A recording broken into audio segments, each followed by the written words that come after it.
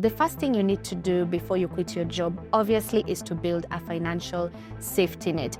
You do not want to quit your job and then 2 months down the line, your bills are coming in left, right, and center, and you're wondering, why did I do what I did? Why did I do it so emotionally? One of the best ways to quit your job and to quit confidently is to actually have skills that can make you money outside of formal employment. Please, please, please don't burn bridges, especially when it comes to professional relationships. Remember, these people are not your sisters, they're not your mom, they're not your dad, they're not your relative. The impression that you actually live with that employer is huge.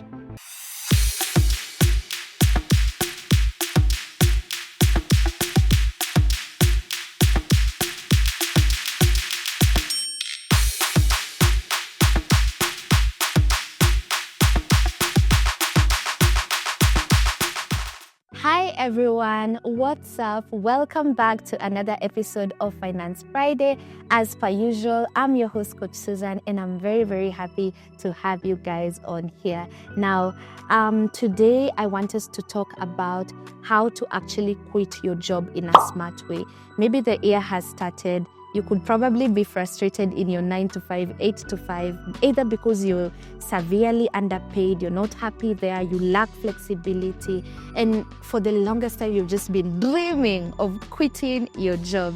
Now, obviously quitting cold turkey comes with a lot of challenges. It could actually leave you very, very vulnerable and desperate for another job, and it could send you into a spiral down the worst financial experience you've ever had. So in today's episode, I want to actually take you guys through how to quit your job, but the smart way. I want to take you guys through how you can prepare financially, how you can actually upskill so that you can earn, skills that could earn you money outside of your 8 to 5, and even how to think about how to generate an additional source of income through a side hustle, and how to transition, just to have a bit of a smooth landing from an 8 to 5 that actually gave you a consistent and a predictable source of income to now quitting employment but not, losing it completely and falling on somewhat a soft landing just to proceed with life even after quitting your job. So if that's something you're interested in, I would advise you to grab your cup of coffee and actually keep watching. I'd also like to take this opportunity to thank Sarova Panafric for hosting us as our shooting location for today's video. Now, I'm going to make this short and sweet, hopefully. I feel like I say a lot. I say that a lot in my videos, and then we end up talking for 57 minutes. But it's because I like giving you guys all the tea, okay? But let me try see if I can give you those 5 steps very, very quickly. Now, the first thing you need to do before you quit your job, obviously, is to build a financial safety net. You do not want to quit your job and then 2 months down the line, your bills are coming in left, right, and center, and you're wondering, why did I do what I did? Why did I do it so emotionally? So maybe 3 things that you can do in terms of building a financial safety net. The first thing I would say is please, please, please, before you quit your job, have a 3 to 6 months emergency fund. Unless you're new here, I scream and preach emergency funds left, right, and center. And this is because you do not want to, there's all these plans we have when we're quitting. We're thinking, I'm just going to get another job in 2 months, or I'm going to get another job in like 5 months, or this business is going to pick immediately. And that's not always the case. So please ensure that you have at least 6 months worth of your bare minimum living expenses saved aside somewhere, so that if anything was ever to go wrong, you have something to dip into. The second thing that you want to do as part of just having a financial safety net, other than an emergency fund, you really, really want to have a medical cover. Again, guys, most African families are pretty much one illness away from a financial crisis or even from bankruptcy. So I would say, the thing is that most employers provide this as an employee benefit. So you'll find that on top of the NHIF that you are already deducted, now it's not NHIF, it's SHIF, God help us. You have that additional cover from your employer as a medical insurance. Now, obviously, if you quit your job, that benefit goes with the job. So I would highly recommend that as part of your financial planning, if this year quitting your job and just exiting employment is something that you're planning on doing, make sure that on top of your emergency fund, you actually have, at least a medical cover. We have quite a number of them. You could get budget covers. You could get, even if you are on a budget and you're trying to see which one is the most important between like an inpatient cover and an outpatient cover, I would recommend that if you're on a budget, on the bare minimum, just get the inpatient cover. It's actually cheaper than outpatient. If you guys didn't know, outpatient is what you pay for you to be able to just go in and out of the doctor's office just for a random cough or a random tummy ache. But then inpatient is in the case of admission. That also, inpatient, I believe, also comes with some riders like maternity and all of that. So you might want to actually get the inpatient, because that's the one that would actually render you bankrupt if you do not have a plan, or if you do not have any money set aside to take care of emergencies such as illness. So number one, have a 3 to 6 months emergency fund set aside, and then also have just, even if it's just a low level health insurance to take care of you in case you were to fall sick or your dependents are to fall sick to the point of actually getting admitted in hospital. That will give you a lot of breathing room and breathing space if at all any such thing happens and you already quit your job. Step number 2, once you've already created a financial safety net, is to actually acquire marketable skills. One of the best ways to quit your job and to quit confidently is to actually have skills that can make you money outside of formal employment. Okay, you're quitting your job. You don't know the next time you're actually going to get in another one in terms of formal employment. But if you have marketable skills that can actually make you money outside of an 8 to 5 or outside of an employer setup, that could actually give you a lot of confidence as someone who is planning to quit their job anytime soon. So I would look at it from if I'm looking at acquiring marketable skills, I would look at it from the perspective of what is my already existing background. For example, if you are already working in customer service, you could look at actually getting digital marketing skills and actually start freelancing in the area of digital marketing. If you are good in accounting, you can find a way to upskill and actually get into something like accounting or consultancy or financial consultancy, and actually offer these services to either influencers or offer these services to online run businesses like on Instagram or on just in the online market. Okay, if for example you are you're ready to start a business, you might want to upscale in the areas of like branding, sales, social media marketing, storytelling, and all of that. And this brings me to one of my favorite platforms for learning new skills and upskilling, and that is Skillshare. This portion of today's video is sponsored by Skillshare. If you didn't already know, Skillshare is the largest online learning platform for creatives. And in the spirit of learning and upskilling, these are some of the different categories of learning that you will encounter on Skillshare. From design to film and video to photography, AI now is such a big deal. Animation, if you want to do movies or stuff like that. Writing, publishing, marketing, business, and so many more. These are some of the courses that you will encounter on Skillshare. Some that I have handpicked just to for you guys to have a view. This is one of the courses I came across for digital marketing strategy. As I told you guys, right now the digital space is so huge and there's so many opportunities for us to learn and to make money and to increase or even add onto our already existing sources of income. So these are some of the things that you could learn on here. There's also like another course that I found very, very super helpful. Actually, as you can see, I've already completed this course. Here it's all about how to actually grow your business. You guys know I'm a businesswoman. I'm forever learning and upskilling in that area. So this was actually really, really good. This is also another course if you want to learn copywriting, and that's a skill you want to take up. This is a copywriting course that will help you actually be able to do things like social media marketing, promotional materials, doing newsletters. So you could literally be doing this for your own business or even do this for a potential employer.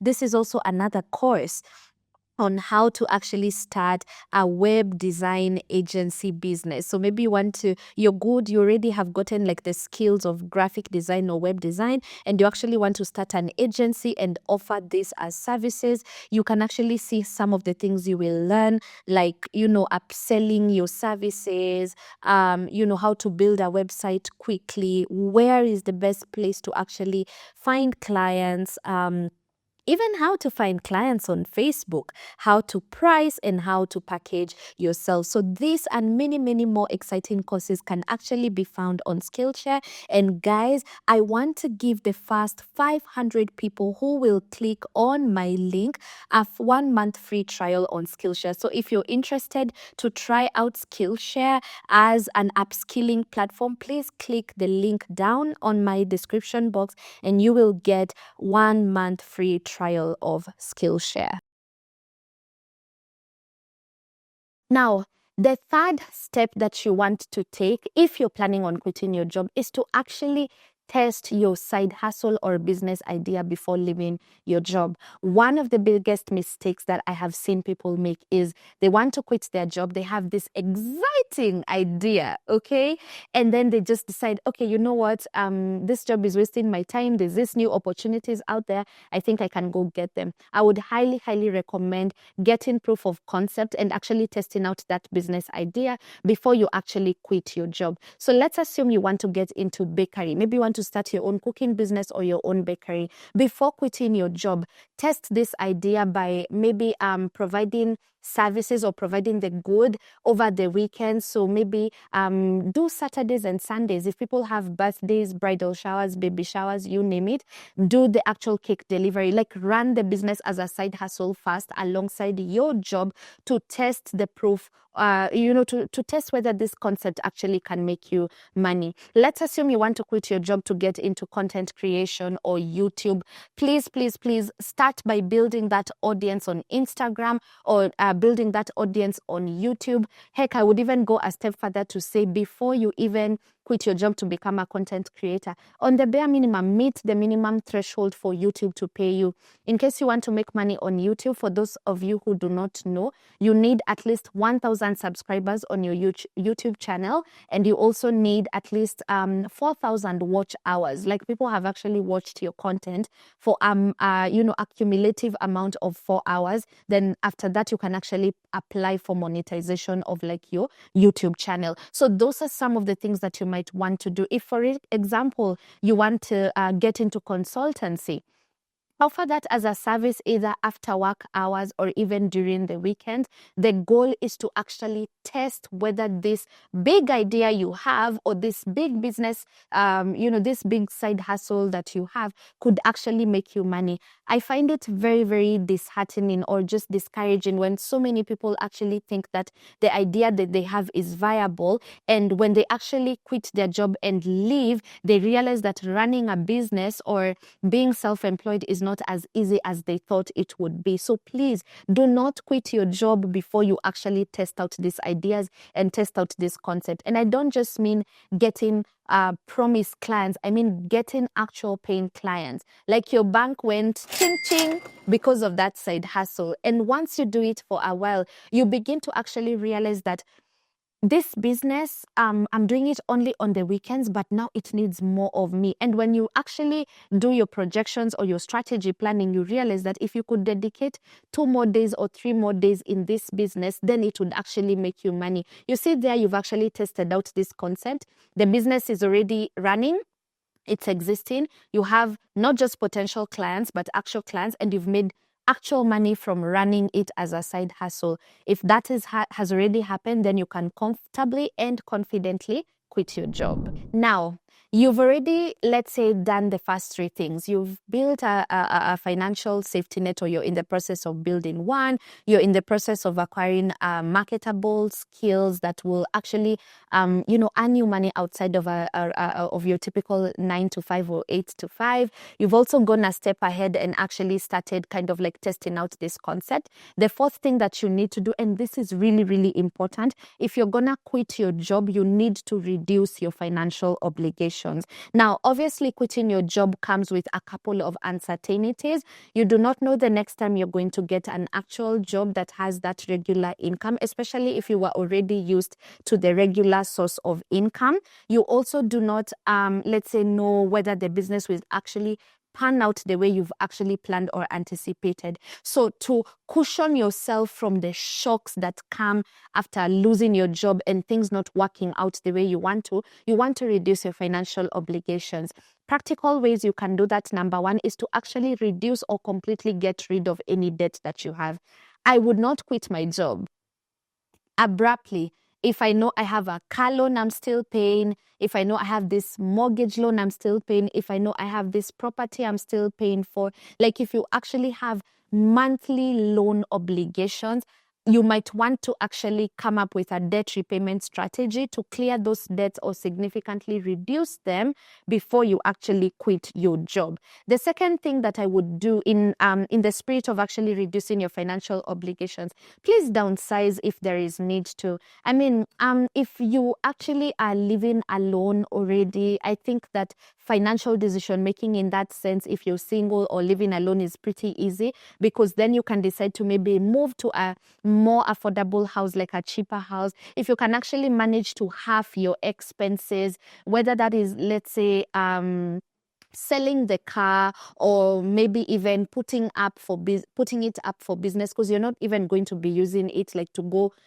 to work daily. You might want to just generally look at your expenses and figure out what exactly can I actually downsize or reduce, so that you can actually reduce the pressure on the little money you're going to be getting, either from your new business or from your emergency fund that is ideally supposed to sustain you within 3 to 6 months before you actually get another job. So it is very, very important that if you're gonna quit your job, expenses should not remain as high as they were before. Try as much as possible and downsize as much as it relies on you. Downsize on your house, downsize on maybe like the car you're fueling, downsize on some of the lifestyle issues that are causing you to spend quite a huge amount of money, so that you can, I mean, an emergency fund that could have lasted you 3 to 6 months can actually last you maybe even up to 9 months after you have gotten rid of your debt and after you've downsized, because the demand on that money actually reduces, which means that much as you had planned for 6 months, the money could actually last you longer. Another thing, obviously, this goes without saying, please cut unnecessary expenses. You can't be, out here quitting your job and you have multiple subscriptions. For example, so many of us get deductions on our cards, like from your typical Netflix, Apple storage or whatever, and maybe you've never even tracked those things. You can't quit your job and then, instead of using driving ama kuchukua matatu, you're still doing Ubers left, right, and center. There are things that place unnecessary pressure on your budget. If you already know where your spending loopholes are, where you're actually bleeding money even right now, if you're gonna quit your job, you need to employ a level of discipline. In fact, I always tell people, quitting your job, and if you want to do it in a smart way and confidently, will force you to take a better look and a deeper look into your budget, into your spending habits, into how you make financial decisions on autopilot, or even when you're under social pressure from even your friends, your relatives, or just general self-implied pressure. You want to learn discipline. You want to track where your money is going. You want to know what each of your single cents are doing, so that, again, remember, you can survive this period longer. Whether the job comes as fast as you anticipated it to come or not, or whether the business picks up as fast as you thought it would pick up or not, with the right measures in terms of cutting expenses and being super disciplined with your finances, you can actually do it, okay? Finally, please have a professional and a well-done exit strategy. So let's assume you've gotten your savings in place. You even have this additional income stream whose concept you've already proven. You've literally put all your ducks in a row and you've sorted your own personal issues out. Here is how to quit professionally. Number one, please give proper notice. And I know sometimes we work with bosses or we work in companies where people have frustrated you and they have treated you so badly that you feel that there is absolutely no need to actually serve notice or give them the 1 month or 2 months or 3 months that your contract actually says. But for me, I've always said, please, please, please don't burn bridges, especially when it comes to professional relationships. Remember, these people are not your sisters, they're not your mom, they're not your dad, they're not your relative. The impression that you actually live with that employer is huge. Okay, so I've always said, no matter how badly you are being treated, no matter how much you hated the job, please ensure that you actually live on a good note. And I say this because as someone who actually left my previous workplace, for me, we were let go because the company was actually going through financial issues and restructuring. I am actually happy that I did not go ahead and start, a smear campaign, or I did not go ahead and actually live on bad terms, because as I have been in business this past 4 years, let me be honest with you guys, I don't think I would have done what I do for a living right now as a personal finance coach if I hadn't worked in the investment company that I worked. And even as a Christian, this is something I tell people all the time. I am such a believer that God does not waste anything. Much as I didn't enjoy the 3.5 to 4 years I spent in that company, much as I felt I was severely overworked and underpaid, I feel like I learned a lot from working in corporate. I learned to do presentations. I learned how to do reports. I learned how to do proper time management. I learned stakeholder management, like being able to handle different people and all of that. And even just being exposed to investments and all of that. All that formed a very good foundation to what I do. My degree alone in economics and finance wouldn't have been enough to equip me to do what I do today. Like just merely having a bachelor's of economics wouldn't have helped me do what I do. So because I worked in corporate, because I interacted with the people I interacted with when I was employed, for the 3-4 years I was employed, that has actually contributed to my success as a person. So please look at some of these things more positively. Don't just live on a bad note. Don't burn bridges. I have met people I worked with previously in completely different settings. Some of them have actually moved from where we were, and have gone to different companies. And they've even connected me to like a training gig in that company. So please quit professionally. Do not just leave abruptly without actually giving proper notice. I've already talked about this. Please make sure that you actually live on good terms. If possible, you could see if you can negotiate for your money to be paid in terms of like unpaid leave, unused days, or even ask them if they have consulting opportunities if you work in that area where you could even if you're exiting as a full-time employee, maybe if they have opportunities for consulting, just try as much as possible and just live on a good note. If you're able to negotiate to get like an exit package, please do that, but ensure that it is all in good blood.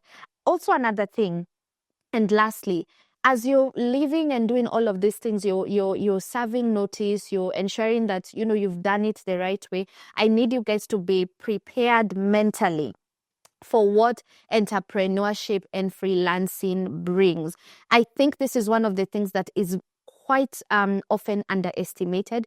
People see guys going online and saying, I'm one of those people, and not because I'm lying, but honestly speaking, being a business person and being in freelancing has made me the most money in my life. And I keep telling you guys, even on this channel, if I was still employed right now, I don't think I would be making as much as I make, because I have multiple sources of income right now. YouTube makes me money, partnerships make me money, training gigs make me money. All of these things actually do make me money, right? So, I feel like because you're in entrepreneurship and you're in freelancing, because of the opportunity to kind of like get different avenues, it does definitely have the potential to actually earn you more money than you could earn as let's say, as an employee. But we see people talking about that aspect of how entrepreneurship and freelancing is good and it's making them money. But I feel like not everyone is honest about the disadvantages or the downsides that we have to face. it can be very demoralizing. I mean, even me putting my work out here, every time I post a YouTube video, every time I host a masterclass, every time I'm coaching, I'm making myself vulnerable to criticism. I'm making myself vulnerable to online hate. I'm making myself a target. And on top of that, I mean, people could buy your product or not buy your product. People could like your product or not even like your product. People could even go with your money and not pay you. You could put in hours and hours on something and it actually gives you zero returns. Sometimes it even gives you negative returns. No one talks about the fact that while being employed gives you a consistent and a predictable source of income, being in entrepreneurship or in freelancing sometimes means that on a particular month you had no paid invoices whatsoever. So you want to actually take some time to prepare yourself for how unpredictable entrepreneurship and freelancing can be. Be ready for the ups and downs so that you also don't come in with a warped mindset of that this thing is just supposed to be easy. I think both things are hard. Being in employment is super hard, but also being in freelancing is hard.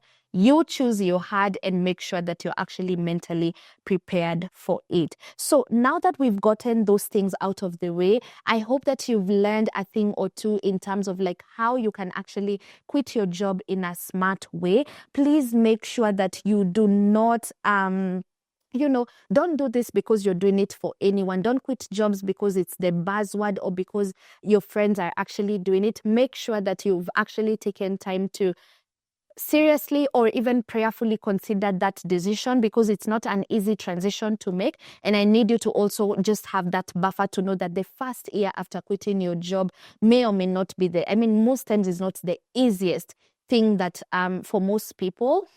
But with time, especially with grit, with consistency, with understanding the right positioning, the right strategy to sell yourself, if especially you're going to get into freelancing and entrepreneurship, with time, within 2 to 3 years, then it begins to make sense and to actually give you returns. So don't quit your job and just expect that in the first 5 weeks, I'm going to be balling, or in the first 1 year. Most times, I feel like even when after I was fired and let go from my previous employer and started my business, that was 2019 coming into 2020. I feel like in 2023 is when I felt like I've actually started reaping the benefits of being in self-employment and doing content creation and doing coaching. Is something that actually gives you the return over time, because for businesses to actually give you anything, or for freelancing to give you something that is sustainable as a source of income, you've invested quite a bit of money,